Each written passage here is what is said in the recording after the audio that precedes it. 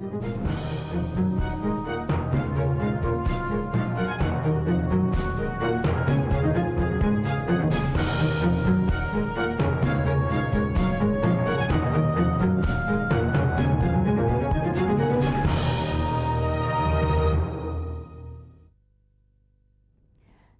morning and welcome to Newsline. It's Monday today, March the 10th of 2014. My name is Cholapansa Narula. Thank you very much for joining us. In today's headlines, Her Royal Highness Princess Mahachakri Sirinthorn officiated on behalf of His Majesty the King at the cremation of Somdet Praputtachan or Kiao Upaseno in Dharmaname at the crematorium of Thep Sirin Monastery in Pram Prap Satrupai district in Bangkok. Somdet Praputtachan passed away on August 10, 2013 due to blood infections. He was born Kiao Chokchai in Surat Thani on January 11, 1928. He was ordained as novice at the age of 12 at Wat Phukhao Thong in his native province and then ordained as monk at the age of 21 at Saket Monastery in Bangkok. Somdet Kiao, as His Holiness was commonly called when alive, had been appointed to many key roles in the ecclesiastic circle. He was made Parachakana, or chief of one of the Northeastern administrative chapters, as secretary to the Supreme Patriarch, the abbot of Saket Monastery, committee members of the Sangha Supreme Council of Thailand, chief of the Northeastern Sangha region, and president of the Executive Committee for the Supreme Patriarch of Thailand. Somdet Kiao had strived for firm foundation of Buddhism in Thailand and abroad. He visited several countries to find ways to establish Buddhist temples.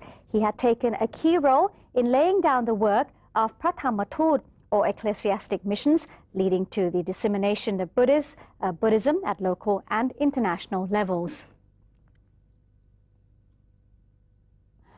The Thai Prime Minister has offered assistance to her Malaysian counterpart in the search for a missing Malaysian Airlines plane. According to the Secretary General of the Prime Minister, Mr. Suranan Vechachiwa, Prime Minister Yingluck had a telephone conversation with Malaysian Prime Minister Najib Razak, during which she expressed her sympathies for the incident. Ms. Yingluck offered her full assistance to the Malaysian Prime Minister in the search for the missing plane and would be deploying Thai vessels and aircraft to help in the search operations as requested by the Malaysian Prime Minister. Thai Prime Minister has instructed the Ministry of Defence to coordinate with the Royal Thai Navy to immediately dispatch ships and aircraft to the area where the plane was reportedly last heard from. In the meantime, Malaysia Airlines said the search and rescue team had not found anything so far. The government, the military, the Air Force and the Navy of several countries have also been searching for the plane, but wreckage has yet to be discovered. Regarding the two oil slicks spotted off the coast of Vietnam, there has not been any confirmation that they are related to the missing jet. Flight MH370, a Boeing 777-200 aircraft, lost contact with air traffic controllers in Vietnamese airspace at 2:40 a.m. on Saturday. The plane was scheduled to land in China at 6:30 a.m. local time. The plane was carrying a total of 239 people, 227 passengers, including 2 infants and 12 crew members. According to the report, passengers were of 14 different nationalities. And according to the Prime Minister's Secretary General, the government must remain in power until the new government has been established. Prime Minister Secretary General Suranan Vechachiwa has posted a message on his Facebook page saying the cabinet must carry on its duty until the appointment of the new administration is completed, as stipulated in Article 181 of the Constitution. He said all ministers must remain in positions until the new cabinet is finalized. In the meantime, the People's Democratic Reform Committee, or PDRC, has submitted a petition to the Charter Court asking it to rule on the status of the Prime Minister Yingluck Shinawatra-led government. The petition cited Article 127 of the Constitution, which clearly states that the House session must start within 30 days after the general election, which was held on February 2nd. Therefore, Ms. Yingluck Shinawatra should no longer remain in office. According to Chayut Chanarong, PDRC representative, the February 2nd election has already been nullified as the general election could not be held in one single day as required by the Charter. Mr. Chayut also asked the court to rule on the possibility of applying Article 7 of the Constitution in a bid to appoint a neutral Prime Minister who will lead an interim government.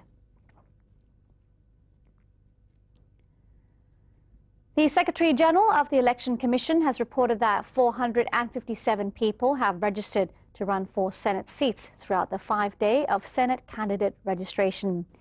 According to Kun Puchong Nutrawong, the Secretary General of the EC, the registration of Senate candidates from March 4 till the 8th saw 457 people register in 77 provinces. This year's registration process proceeded smoothly when compared with that in 2010, when 505 candidates registered. This time, the number of candidates is smaller. The EC has organized a meeting to gather opinions on the organizing of Senate elections in 14 southern provinces.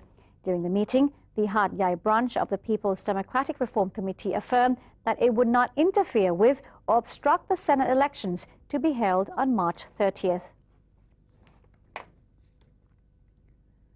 Lieutenant General Paradon Patanathaput, the National Security Council Secretary General, has denied that the military is in conflict with police officers over the police's demand that the military prosecute members of the United Front for Democracy Against Dictatorship for secessionist activities. Lieutenant General Paradon claimed that police had to obtain evidence and witnesses first before taking any action. As for the incident in which the Center for Maintaining Peace and Order issued an order to deport Mr. Satit Segal, director of the India-Thai Business Association and a former leader of the PDRC committee, Mr. Paradon affirmed that the CMPO did not violate the civil court's ruling on the matter. He claimed that Mr. Satit was being deported for breaking laws under Thailand's Immigration Act. Minister of Agriculture and Cooperatives Yukon Lim Lam Thong has said that the government would review criteria for disaster zone declaration in its bid to close loopholes for provincial administration to exploit the assistance provision. Mr. Yukon made the statement after a discussion with Mr. Supot To Wichakchaikun, the Secretary General of the Office of the National Water and Flood Management Policy. According to the minister, several provincial governors have in the past declared their entire provinces disaster zones, when in fact only a small portion of those provinces suffered from the disaster, adding that their doing such a thing has cost the nation 4 to 5 billion baht of loss per year. As for the issues of farmers planting off-season paddy against officials' drought warnings, Mr. Yukon said these farmers had put everyone in the nearby areas in peril of water shortages and should be precluded from the government's assistance measures.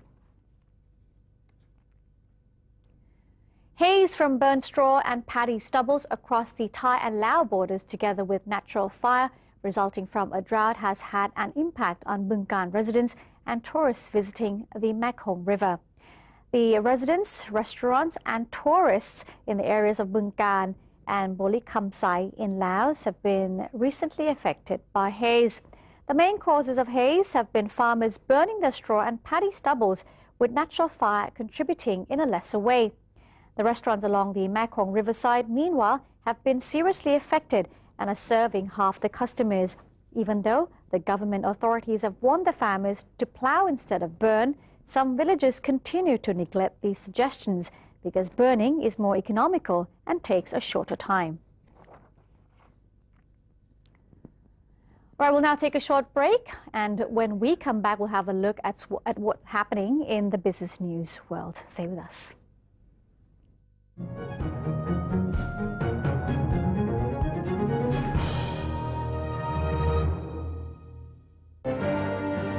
Open the world of information. Embrace public participation.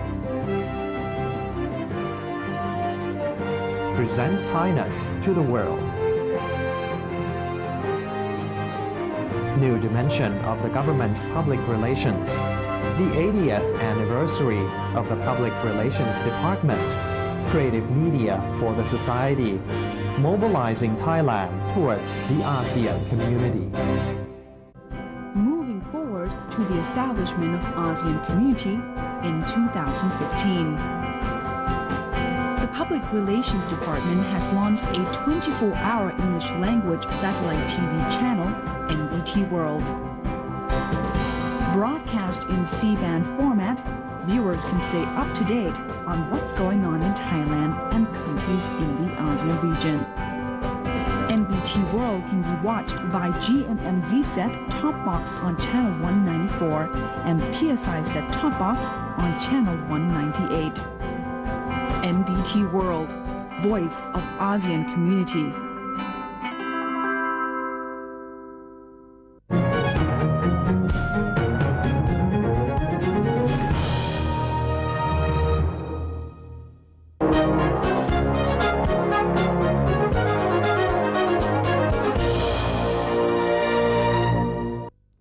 Welcome back. All right, it's time now to have a look at the business news. According to Prime Minister Yingluck Shinawatra, Thai frozen poultry industry can expect a surge in export now that Japan has lifted its ban on the nation's frozen chicken, which has been in force for the past 10 years. In an online message, the Prime Minister congratulated local exporters and the frozen poultry export industry as a whole, as Japan has officially lifted its ban on Thailand's frozen chicken it imposed 10 years ago, which was in the year 2004 during the outbreak of bird flu. She praised both the government and the private sector's efforts in maintaining safety standards and keeping out the disease, which eventually led to regaining Japan's confidence.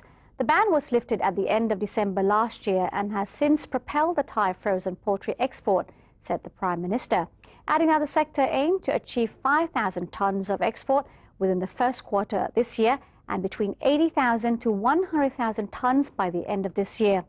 Ms. Yingluck also said Thailand would soon reclaim its position as the world's leading exporter of frozen poultry products, predicting that in a couple of years' time, the nation will be able to export up to 200,000 tons annually. She is also convinced that once the country has established its firm ground on the frozen poultry products, it could, in the near future, open doors to international fresh poultry markets for the nation's poultry industry. Deputy Prime Minister and Minister of Commerce Niwatthamrong Bunsongpaisan stated that due to political unrest, a 5% export growth may not be reached. The Minister of Commerce said that the ministry had positive outlook to exports due to a marketing expansion and an increase in spending. However, the political unrest in the kingdom has been affecting the country's exports. The target growth at 5% may be difficult to attain. Presently, the minister has not yet revised the target of export growth. It is believed that rice export has definitely been affected, but the exact figures still cannot be assessed as yet. It is still too soon to revise export growth and wait for new elected government to take place. The Ministry of Commerce, meanwhile, will expedite the disbursement of 20 billion baht this week after the Election Commission approved the budget and will start distributing 500,000 tons of rice today. The Commerce Minister, Kun Niwatthamrong Bunsongpaisan, said he had received a letter from the EC approving the central budget of 20 billion baht to finance the rice subsidy program. As for the previously approved budget of 712 million baht, the Bank for Agriculture and agricultural cooperatives would pay farmers with this budget starting this Monday. The farmers who were qualified to receive the payments were those who had not yet been paid for the produce in the 2012-2013 crop year in Phetchabun, Uthai Thani, Prachinburi, Ayutthaya, and the southern part of Chachoengsao. As of today, the ministry will conduct a rice auction of 500,000 tons of rice. That's the first auction in March. 4 rice auctions are scheduled each month, 2 normal auctions and 2 through the Agricultural Futures Exchange of Thailand. And to prepare for the auction, the Commerce Ministry is building confidence among investors ahead of the next rice auction, which is scheduled for March the 12th. Deputy Commerce Minister Yanyong Phongrat, along with representatives from the Public Warehouse Organization and the Department of Internal Trade, has been to Mueang District of Singburi Province to inspect rice registered under the government's rice subsidy program. After the inspection, the Deputy Minister said all of the 48,000 sacks of rice were in good condition and safely kept in the warehouse as reported. The inspection was aimed at building confidence among investors who would participate in the forthcoming rice auction on March the 12th. The Commerce Ministry expects to deliver as many as 1 million tons of rice by the end of this month. And the Thai index rose on Friday near a 3-month high, helped by better than expected jobless claims data in the United States, but gains were capped as investors awaited the U.S. non-farm payrolls report later in the day. Thailand's set index was up 0.2% by midday after touching 1,358 points, its highest since December 12, buoyed by a net foreign inflow of $200 million in the past 5 sessions through Thursday. While political unrest in the country is yet to end, some analysts believe the worst of the street politics is behind them. Kasikorn Research Center has predicted that this week's local stocks will remain fluctuated, with the main driving factor being the result of the Monetary Policy Committee meeting to happen on Wednesday. The center also expects the resistance and support levels of stock market are expected to be around the range of 1,366 to 1,374 points and 1,330 to 1,319 points, respectively. And before we take another break, let's have a look at the exchange rates and the commodity prices.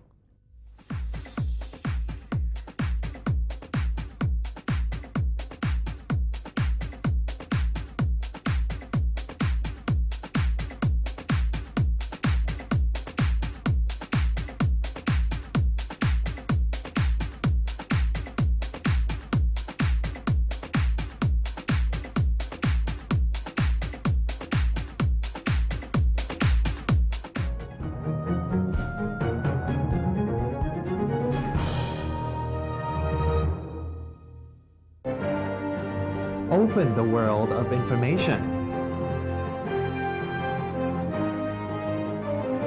Embrace public participation. Present Thainess to the world. New dimension of the government's public relations. The 80th anniversary of the Public Relations Department. Creative media for the society. Mobilizing Thailand towards the ASEAN community.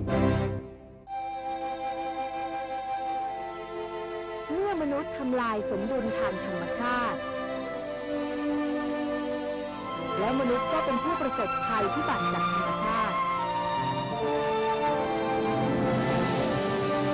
ร่วมสร้างอนาคตลดภัยพิบัติระดมพลังพลิกฟื้นคืนผืนป่าในทุกชุมชนทั่วประเทศ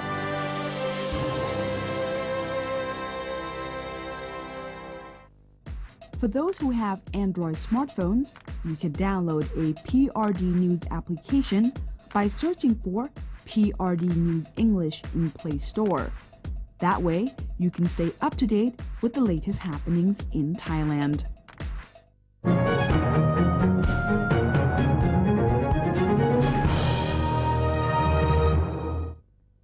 Welcome back. More news on Newsline. Let's have a look at what's happening around the world.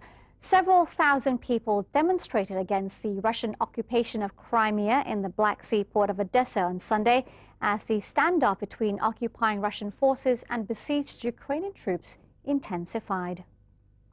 Protesters waved Ukrainian flags and held anti-Putin banners while chanting Putin out as they walked down the famous Potemkin stairs. It was one of the many rallies taking place across the country.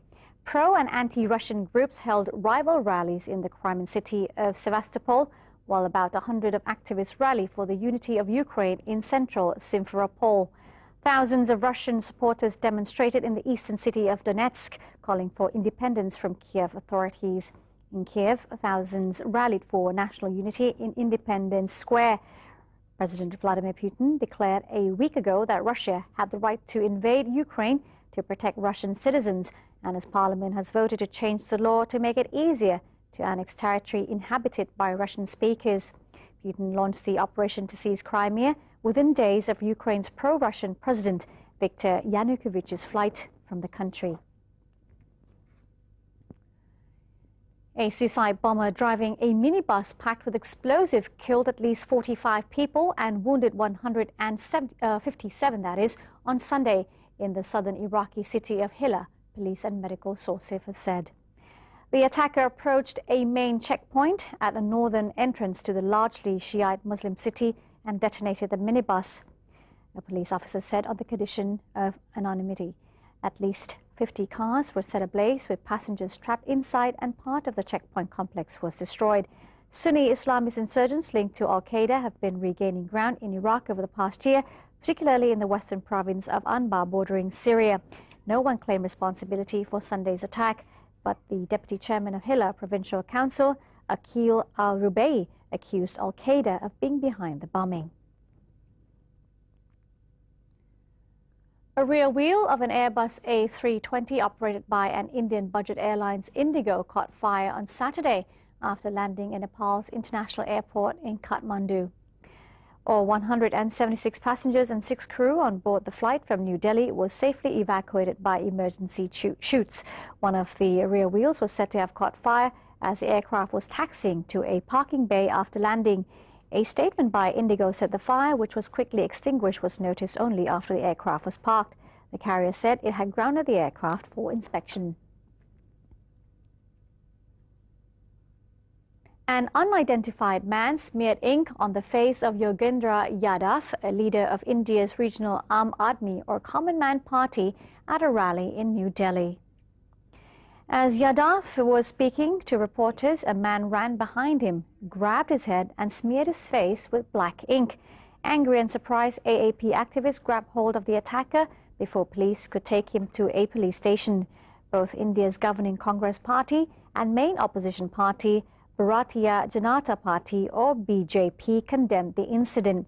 The AAP plans to contest at least 350 of the 545 seats at stake in the Lok Sabha or the House of the People, and has promised to field strong candidates against a string of high-ranking politicians Kejriwal describes as corrupt.